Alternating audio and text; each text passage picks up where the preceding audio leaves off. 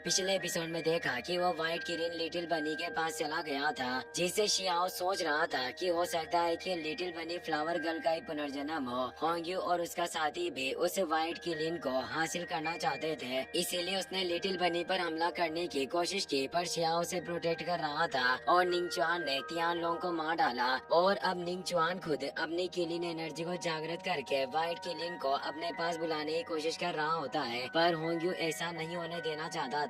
उसने लिटिल बनी को मारने की कोशिश की थी, पर शियाओ ने आगे आकर उसे बचा लिया और वो उस स्फीयर के 10,000 इमोर्टल गोल्डन पपेट से फाइट करने लगा। शियाओ आसानी से उस पपेट के वार को रोक पा रहा था और उसने अपने डालवे इमोर्टल सोर्ड में उस इमोर्टल मेटल को एजो करना स्टार्ट कर दिया, जिससे डालवे इमोर्टल सोर्ड की पावर काफी बढ़ चुकी थी। निंगचुआन भी शियाओ को सिंफुल ब्लड बोलकर भड़का रहा था, जिससे वो दोनों लड़ने को तैयार हो गए, पर थर्ड एल्डर वहाँ चुके थे जिन्होंने उन्हें लड़ने से रोक लिया और वो वापस से एशियन सिटी जाने के लिए निकल गए थे। सभी डिसेबल अब टेलीपोर्ट एरे की मदद से एशियन सिटी के पास मौजूद टाउन में आ चुके थे। लिटिल बनी निंगचुआन को चिढ़ा रही होती है क्योंकि वो व्हाइट किलिन को हासिल नहीं कर पाई। थर्ड एल्डर सभी से बोलते हैं कि मैं व्हाइट किलिन के मास्टर को अपने साथ लेकर जाना चाहता हूँ ताकि इसके साथ कुछ चर्चा कर सकूं, और तुम सभी को यही रहकर मेरा इंतजार करना होगा। याद रखना कि कोई भी आपस में फाइट नहीं करेगा क्योंकि आपसी लड़ाई का कोई फायदा नहीं। और वहाँ से चले जाते हैं। वो जानते थे कि शियाओ और निंगचुआन लड़ना चाहते हैं। काओ युशेंग बोलता है कि ये सब कितना ज्यादा अजीब है। लिटिल बनी ने उस व्हाइट किलिन को हासिल कर लिया और उसे अब एकेडमी का फुल सपोर्ट मिलेगा। निंगचुआन को इससे काफी गुस्सा आ रहा होता है, पर वो कुछ नहीं कर सकता और वहाँ से निकल जाता है। अब हमें उस टाउन के अंदर का सीन दिखाया जाता है जहाँ काफी सारे लोग मौजूद होते हैं। फेरी उचन एक पिलर पर बैठकर कल्टिवेशन कर रही होती है। शियाओ और काओ युशेंग भी वहीं मौजूद है। तभी उन्हें वहाँ किसी के आने का एहसास होता है, जो और कोई नहीं बल्कि फेरी उचन की दूसरी बॉडी किंगी होती है। फेरी उचन उसे देखकर काफी गुस्सा हुई, पर वो शियाओ की वजह से उसके खिलाफ कोई एक्शन नहीं ले सकती। शियाओ से देखकर शर्माता हुआ उसके पास जाता है और कहता है कि किंगी तुमसे मिले हुए काफी वक्त हो गया, तुम अब कैसी हो? वो कहती है कि मैं बिल्कुल ठीक हूँ। तभी वो वहाँ फेरी उचन को देखकर कहती है कि चाहे कोई कितनी भी कोशिश कर ले, पर कोई मुझे टॉप पर पहुँचने से नहीं रोक सकता।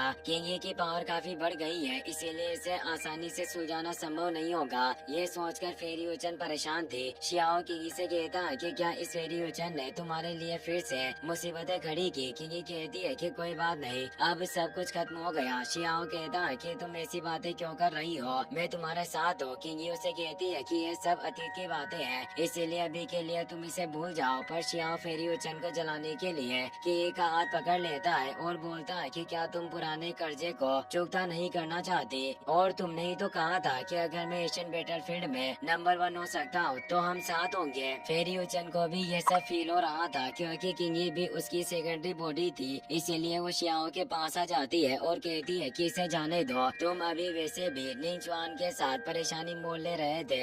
अगर किंगी तुम्हारे साथ होगी तो ये प्रॉब्लम में पड़ जाएगी, इसीलिए तुम इस गलत व्यक्ति के साथ कैसे रह सकती हो? ये हमेशा किसी न किसी से लड़ता रहता है। अब हम जल्दी एशियन सिटी के गेट में प्रवेश करने वाले हैं, इसीलिए तुम्हें सीरियस होकर आगे बढ़ने का ध्यान देना चाहिए। शियाओ किंगी को टेलीपैथी पावर के थ्रू बोलता है कि तुम अभी आगे मत बढ़ो और सिर्फ मेरे साथ रहो, मैं बस इसे थोड़ा चिढ़ाना चाहता हूँ। और वो फेरी उचन से बोलता है कि तुम किंगी की इतनी फिक्र क्यों कर रही हो? तुम्हें इस बारे में चिंता नहीं करनी चाहिए कि मैं और किंगी साथ रहकर क्या क्या कर सकते हैं। तुम अगर नहीं चाहती कि मेरे टचेस तुम्हें भी फील हो तो तुम हमसे दूर रहो। फेरी उचन को काफी गुस्सा आता है, पर वो कुछ नहीं कहती और वहाँ से चली जाती है। किंगी शियाओ से तेज बोलती है कि तुम्हारी वजह से अब ये कुछ वक्त के लिए मेरे करीब नहीं आएगी। शियाओ कहता है कि हम एक दूसरे को अच्छी तरीके से जानते हैं और मेरे होते हुए वो फेरी उचन तुम्हें धमका नहीं सकती। तभी वहाँ शियाओ का भाई किनाओ भी आ जाता है, जो अपने भाई से मिलने आ रहा था। शियाओ भी उसे देखकर खुश हुआ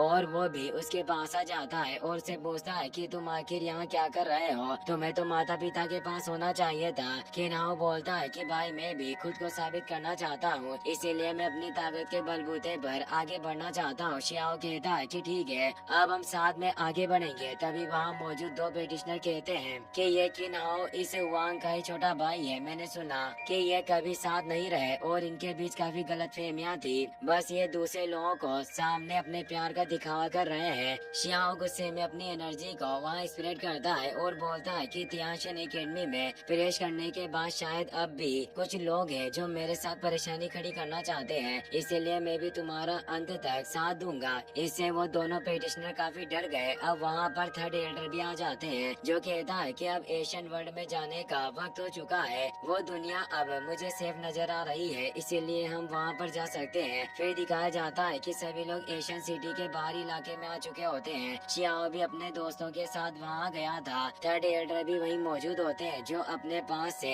3 वेदी अवशेष को बाहर निकालते हैं। वो तीनों पीस उस सिटी के गेट में एंटर करते हैं और अंदर जाने का रास्ता खोलने लग जाते हैं। और अब इस प्रोसेस की वजह से इंपीरियल पास गेट पर मौजूद डीमन सरप्रेसिंग किंग कॉन्ग बॉडी जागृत होने लगती है। दोनों बॉडीज ने अपने ट्रेजर वेपन की मदद से वहाँ मौजूद सभी डिसेबल के नीचे एक फॉर्मेशन को एक्टिवेट कर दिया, जिससे वो सभी टेलीपोर्ट होकर अब अंदर जाने लग जाते हैं। सभी अब एशियन बैटलफील्ड पर आ जाते हैं जहाँ चारों तरफ प्राचीन लड़ाई के अवशेष मौजूद थे। शियाओ कहता है कि यह जगह जरूर एक अंडरग्राउंड पैलेस होगा। थर्ड एल्डर बोलते हैं कि इस जगह पर अंतहीन खतरे छिपे हुए हैं और वो अपने मिरर में देखकर सभी को बताते हैं कि आगे एक ग्रेट वॉल मौजूद है, पर पहले तुम सभी को यहाँ स्टोन टेबलेट की तलाश करनी होगी और यहाँ मौजूद एशियन कोवेनेंट यानी प्राचीन शब्दों को समझा जा सकता है। पर इस जगह पर कई सारे बिग क्रैक भी मौजूद है जिनमें तुम गलती से भी मत गिरना, क्योंकि इससे तुम बॉर्डर के दूसरी तरफ भेज दिए जाओगे,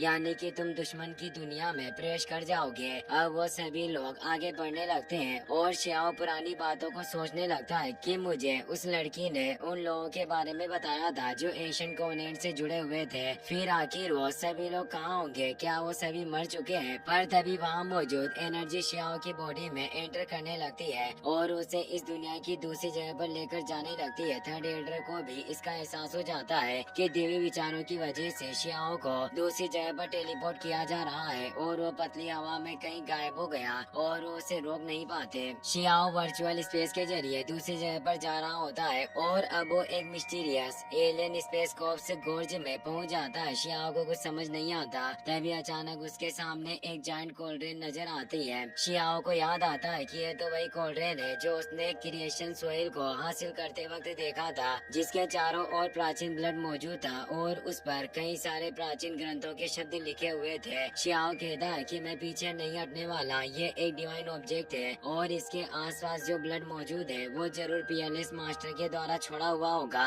और इस पर जो शब्दों को घेरा गया है जो आज से पहले कभी नहीं देखा। शियाओ को उस कोल्ड्रोन के अंदर ऐसी एनर्जी फील हो रही थी जैसे वो दुनिया को नष्ट कर सकती हो। शियाओ कहता है कि मैंने लियू शेन से तुम्हारे बारे में पूछा था, उन्होंने बताया कि तुम इस युग के नहीं हो, इसीलिए तुम मुझे बताओ कि तुम किसी लिए यहाँ हो। पर तभी वहाँ तेज उतार चढ़ाव आने लगते हैं। शियाओ हैरान था कि उसके सिर्फ एक सवाल से इस दुनिया में इतना बड़ा बदलाव कैसे आ सकता है और एक सवाल इतनी सुप्रीम लेवल की थंडर को कैसे आकर्षित कर रहा है। शियाओ को थंडर विजन आने लगते हैं जिनमें वो फ्यूचर की एक झलक देखता है जिसमें दुनिया नष्ट हो रही थी और उसके सभी दोस्त मारे गए, यानी वो दुनिया के अंत को देख सकता है और खुद को वही महसूस कर रहा था। शियाओ सोचता है कि ये सब नहीं हो सकता, मैं ऐसे ही इस जगह पर गिर नहीं सकता और मैं नहीं मानता कि यही दुनिया का अंत है और वो अपनी पावर को वहाँ फैलाने लगता है। वो बेतु के भाग्य पर विश्वास नहीं करता और विश्वास करता है कि वो एक दिन सब कुछ बदल देगा और इमोर्टलिटी को प्राप्त कर लेगा ताकि वो प्राचीन काल से लेकर फ्यूचर के सभी दुश्मनों को पराजित कर सके।